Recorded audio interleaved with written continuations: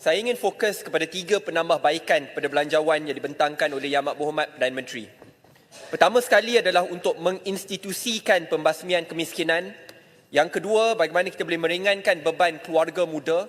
Dan yang ketiga, bagaimana penarikan subsidi jika tidak dibuat secara tertib dan teratur bakal memudaratkan golongan wanita dan golongan kelas pertengahan.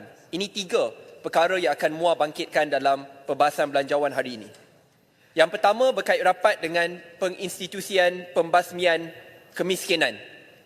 Saya ingin mulakan dengan memuji usaha Yang Amat Berhormat Perdana Menteri yang mengambil langkah berani untuk menaikkan peruntukan bagi orang susah daripada 10 bilion ke 13 bilion ringgit. Ini melibatkan kanak-kanak, keluarga susah, golongan OKU dan yang lain.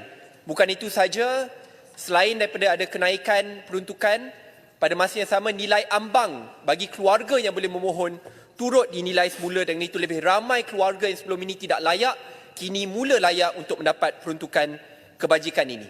Dan perkara ini MUA sokong 110%. Kita juga lihat pada pemerintahan yang lepas, dari tahun ke tahun memang akan ada kenaikan peruntukan kebajikan yang akan dibentangkan dalam belanjawan. MUA ingin mencadangkan supaya kerajaan pada hari ini menginstitusikan pembasmian kemiskinan. Bagaimana kerajaan ini dapat lakukan? Kalau kita lihat Tuan Yang di-Pertua, di negara-negara maju seperti di Eropah, lihat di Germany contohnya, di mana kadar pemberian bantuan kebajikan itu dinilai mengikut kadar inflasi dari tahun ke tahun. Dengan itu Perdana Menteri ataupun kerajaan negara mereka tidak perlu mengumumkan perkara ini, kerana dari tahun ke tahun kenaikan itu telah pun dikuatkuasakan secara undang-undang.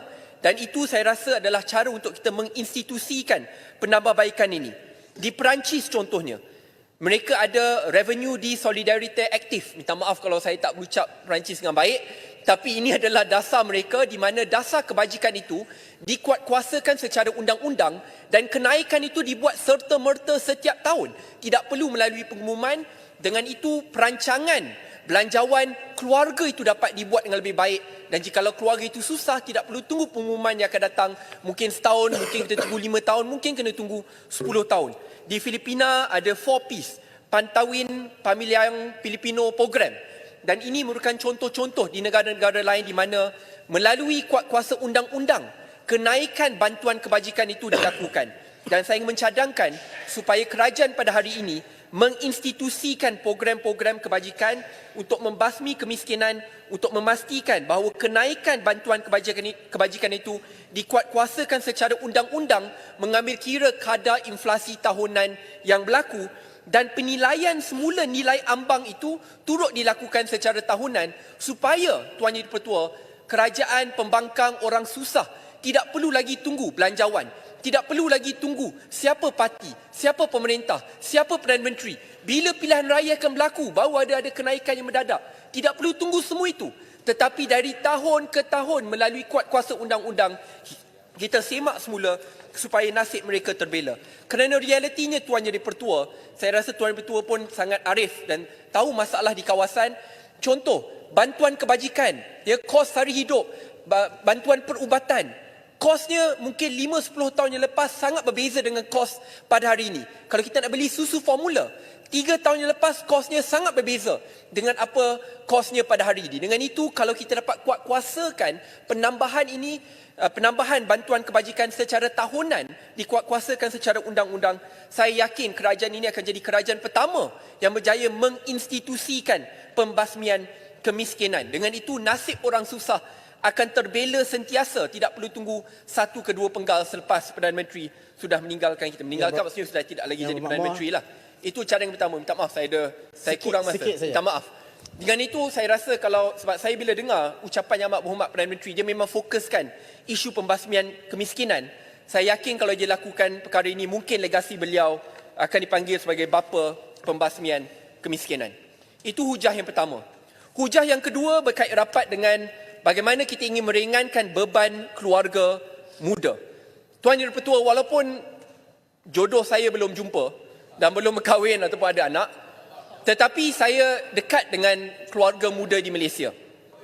Khususnya wanita muda. Saya akan terangkan selepas ni. Jangan, ini nakal. Anak muda hari ini dilihat sebagai generasi sandwich, terhimpit dari atas dan dari bawah.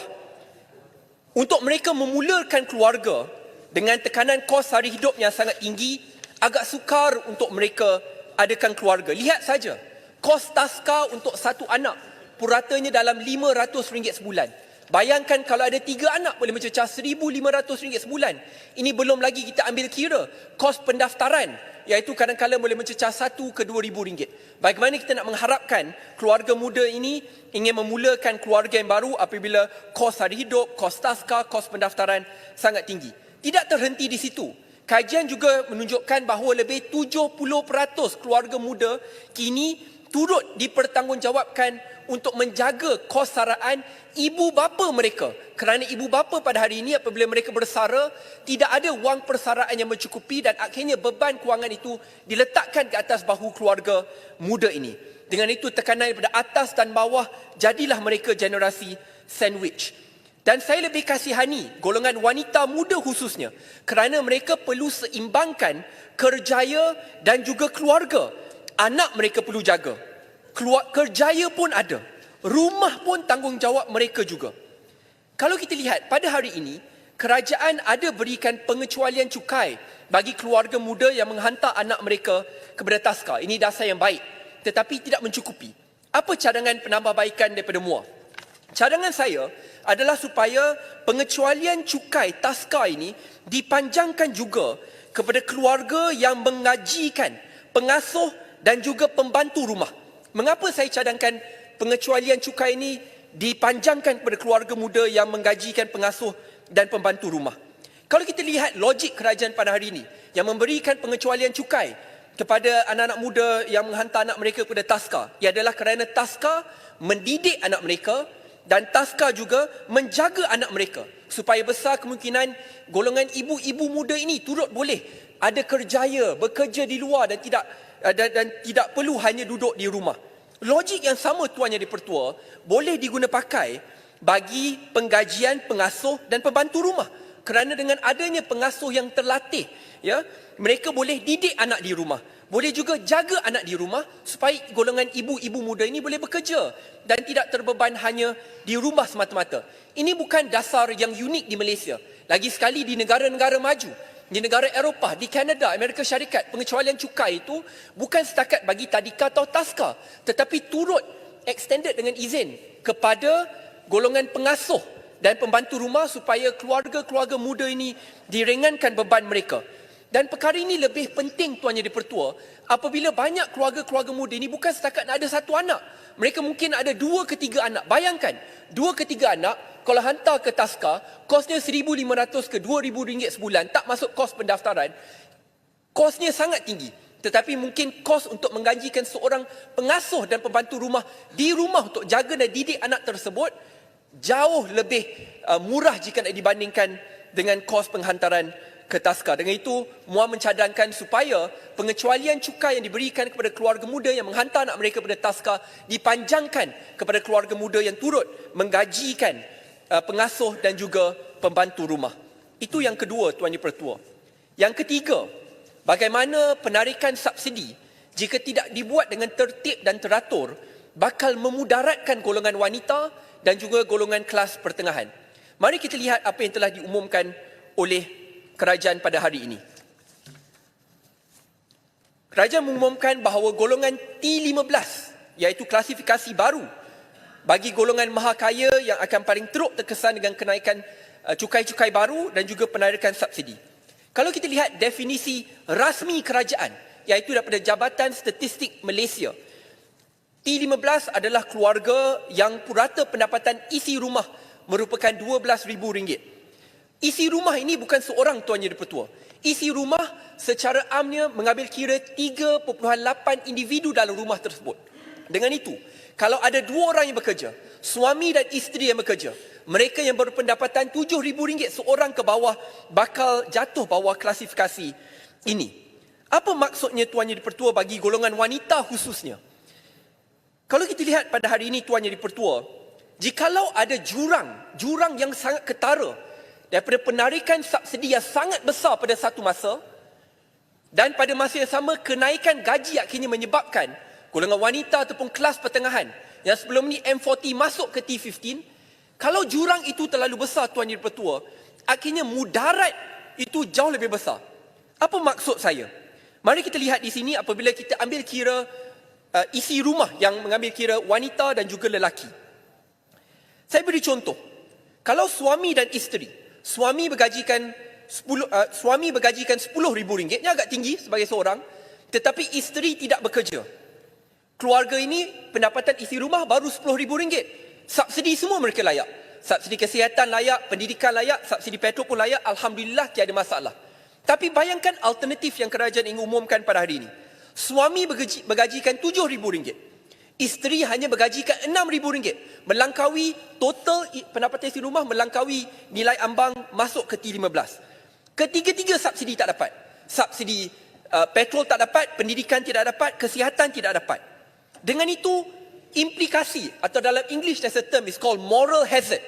Implikasinya Tuan Yang Dipertua adalah akan ada tekanan yang datang daripada keluarga itu sendiri, khususnya daripada suami, untuk isteri berhenti bekerja.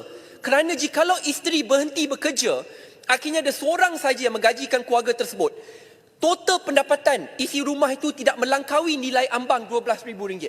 Dengan itu kita akan melihat satu dasar yang akhirnya menyebabkan golongan wanita yang sebelum ini bekerja dinasihati, ditekan untuk berhenti bekerja supaya nasib anak dan keluarga mereka terbela.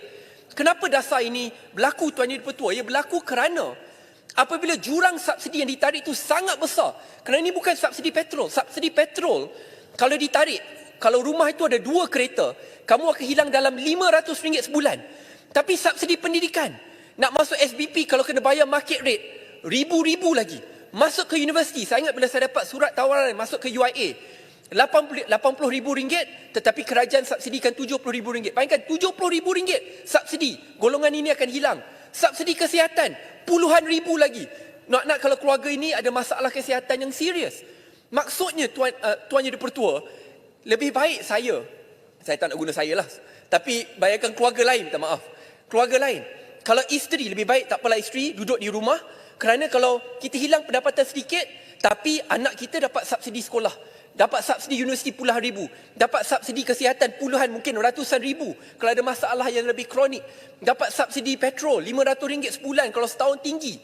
Bayangkan Tuan Yang Dipertua, akhirnya akan ada moral hazard kalau dasar ini diteruskan, kalau kita tak ambil kira isu pendapatan isi rumah yang melibatkan golongan suami dan isteri secara kolektif bersama.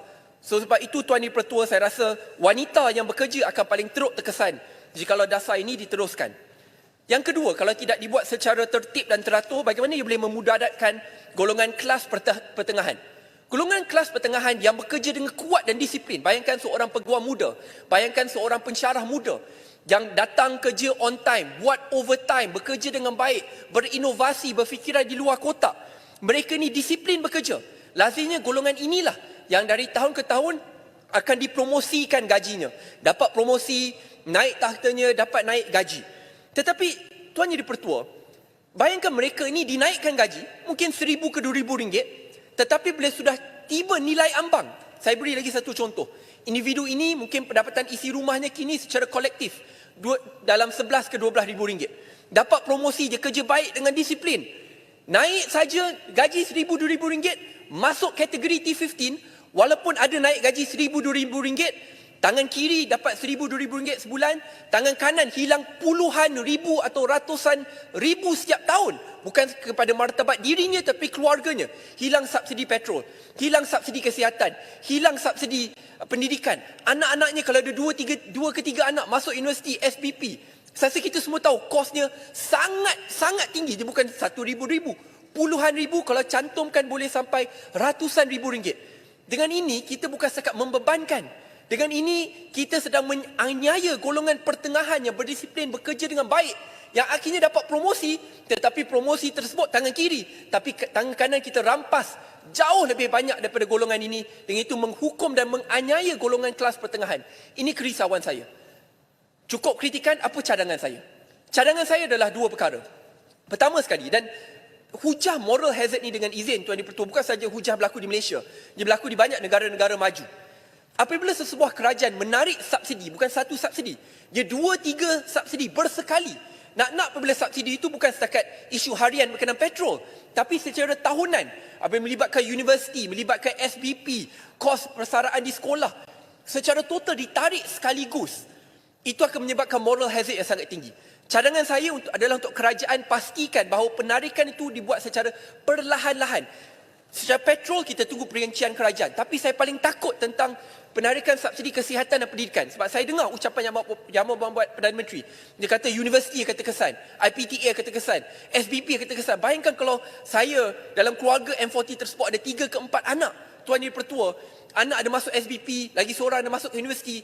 Kalau secara tiba-tiba ditarik, itu puluhan ribu kos tambahan secara tahunan yang akhirnya menganiaya golongan pertengahan yang berdisiplin, kerja dengan baik, yang sepatutnya dapat promosi, gaji ni gembira, tapi kini bila dapat promosi, dia merana kerana akhirnya kehilangan itu jauh lebih besar. So kerajaan perlu buat bukan setakat secara berkala, tetapi dalam bab kesihatan dan pendidikan, tolonglah pertimbangkan balik. This is very, very serious. Kerana kalau dilakukan secara bersekali, moral hazard itu jauh lebih besar.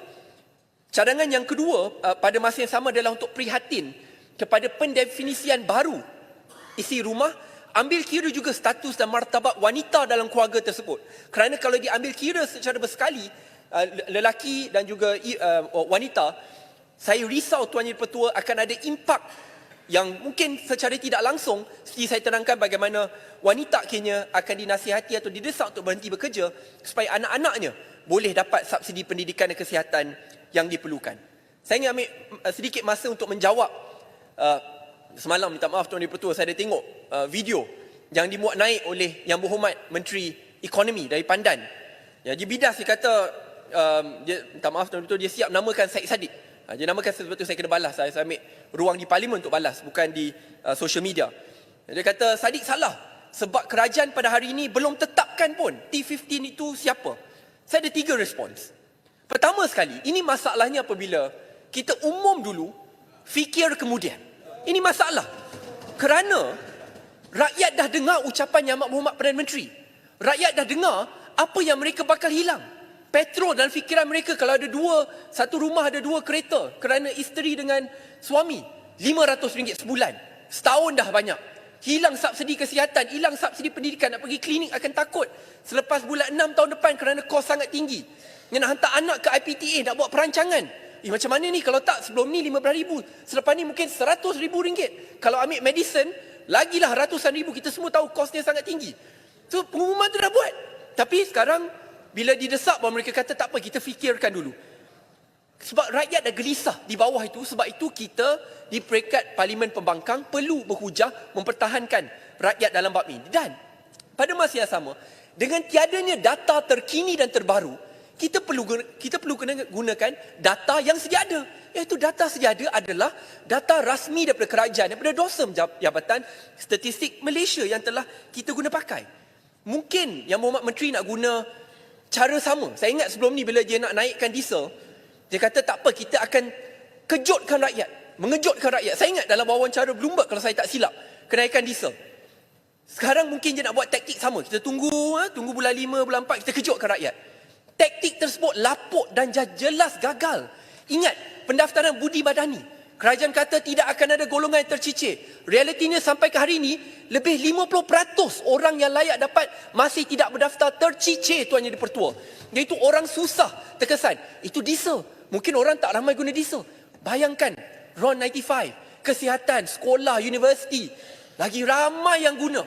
Sebab itu dalam bab ini, jangan guna taktik kita nak terkejutkan rakyat. Last yang terkejut kamu jikalau rakyat hukum kamu pada masa yang akan datang. Itu yang pertama. Yang kedua, jawapan balas saya. Dia kata tunggu padu. Saya hormat, kalau padu ni dapat dibuat dengan baik, saya sokong 110%. Masalahnya, sampai ke hari ini Tuan Yang Dipertua, kalau kita lihat dalam bab padu, 85 juta ringgit telah kita belanjakan. 2 tahun kita tunggu. Sampai ke hari ini, kita masih tak tahu dah siap ke tak. Apa kesannya? Bagaimana perinciannya? 2 tahun selepas perbelanjaan 85 juta ringgit, kita masih tunggu dan terus menunggu. Dengan itu, lagi lama kita tunggu, lagi takut rakyat di bawah, lagi gelisah mereka, lagi kuat kita perlu bangkit dan pertahankan rakyat dalam bab ini. Dan yang terakhir, kalau kita lihat dalam bab padu ni, bila pelaksanaan Subsidi diesel pun akhirnya kerajaan tak ikut padu. Dalam subsidi diesel akhirnya kerajaan buat apa? Dia kata kalau keluarga isi rumah, ya, itu lagi 3.8 orang itu, isi rumah itu akhirnya gaji tahunan mereka bawah RM100,000, iaitu dalam RM8,500 sebulan. Itu bayangkan ni jauh lebih teruk, RM8,500 sebulan, maksudnya seorang yang bergajikan RM4,000 pun bakal terkesan dalam bab ini, ya. Dan ikut pendapatan mereka layak dapat budi madani. Itu bagi diesel pun mereka dah gunakan klasifikasi ini. Sebab itu rakyat di bawah akan guna klasifikasi yang sama sampai ada alternatif baru yang dikemukakan oleh kerajaan. So ini 3 hujah balas saya. Minta maaf, 30 saat saja. So ini 3 hujah balas saya kepada Menteri Ekonomi. Sebab itu janganlah banyak berikan alasan dalam bab ini. Cukup-cukuplah kita umum dulu, fikir kemudian, kena realitinya lagi lama kita tunggu, lagi susah untuk rakyat bersedia, lagi susah untuk SME syarikat untuk merancang, lagi susah untuk kita kemukakan cadangan balas melalui semak dan imbang untuk pembangkang mainkan peranan. Jadi ini saya rumuskan 3 hujah saya dengan satu ringkas, iaitu dalam belanjawan ada banyak perkara baik akan kita sokong, yang kurang baik kita perbaiki. Cuma harapan MUA dalam belanjawan ini adalah supaya kerajaan tidak melupakan golongan kelas pertengahan, golongan anak muda, dan pada masa yang sama menginstitusikan penambahbaikan ini supaya tidak kira siapa pun berada di tahta kuasa, tidak kira siapa pun yang mengawal Putrajaya, pembasmian kemiskinan, bantuan-bantuan ini terus dapat diberikan. Dengan itu saya yakin Tuan Dipertua, tidak kira siapa pun yang menang, negara Malaysia akan kekal makmur. Assalamualaikum warahmatullahi wabarakatuh. Terima kasih.